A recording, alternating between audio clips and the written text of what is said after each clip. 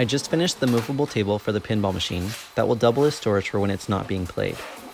The workshop is clean, so I'm gonna get back to work on the playing surface.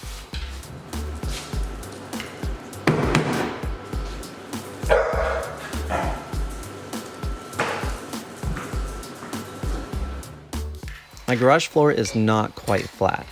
It's sloped towards the barn doors a bit, so I shimmed it up to make it level. At first, I thought a 2x4 would do the trick, but it was too much. So I slid a few planks under that brought it to level.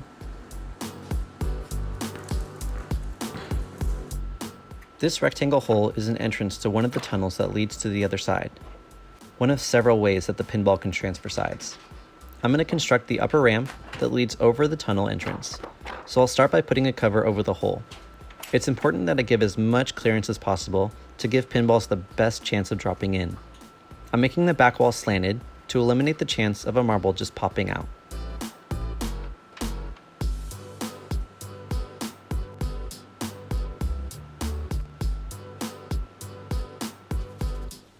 Both sides of the table will be the same, so whatever I do to one side, I mirror on the other. Normally for things like this, I would use model making 1/4-inch plywood. However, the place where I get it is currently closed, so I'm utilizing all the scrap 1/2-inch plywood cutoffs from when I made a bunch of French cleat holders. These pieces for the back wall had to be sanded at an angle to match the adjacent pieces to give as much surface for gluing.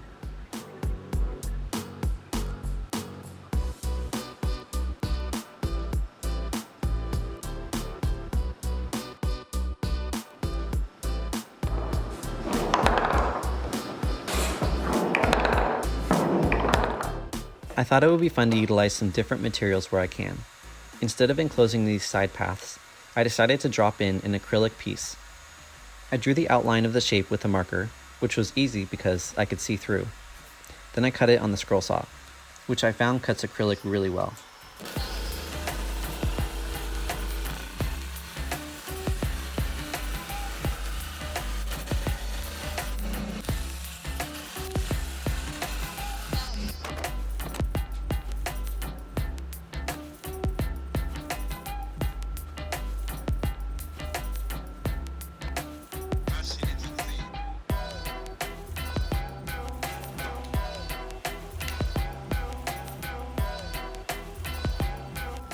I cut a triangle that runs at the same level as the acrylic for a nice transition.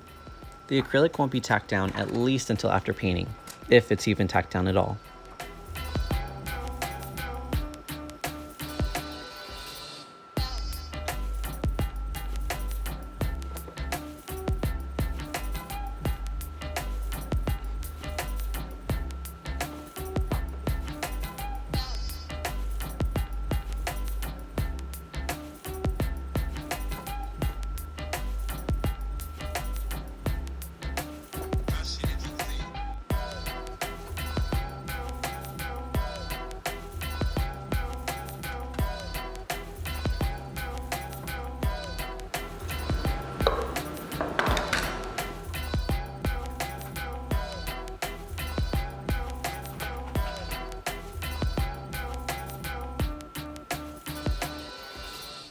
It took quite a bit of sanding to get this piece to fit nicely.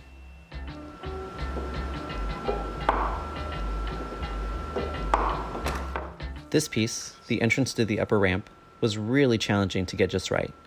It has to have a perfectly smooth transition from the playing surface, and as smooth a transition as possible at the top end, while also favoring a right turn to limit the chance of a rollback. It took a lot of sanding outside due to how much dust was created.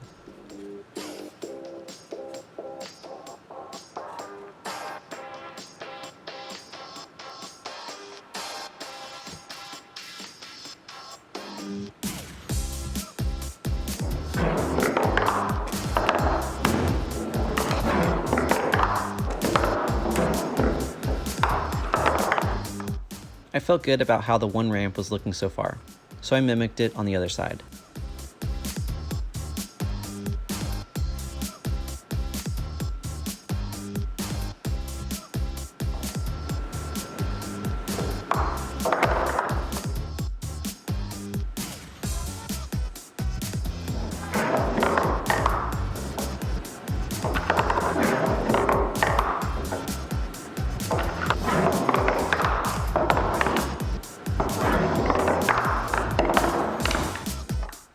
pinballs are 1 1/16 inches in diameter.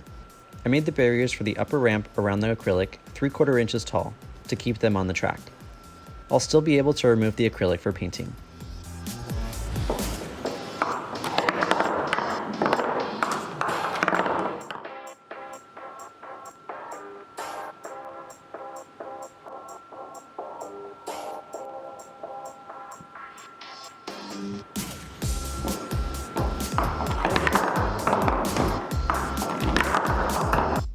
I used a mini belt sander to smooth the transition between the ramps and the upper platforms.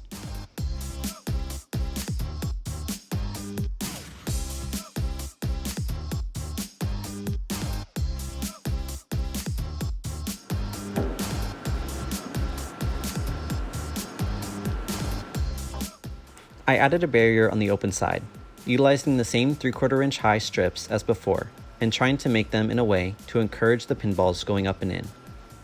One section was taller than the rest. In the event that one has a ton of speed, it won't fly over.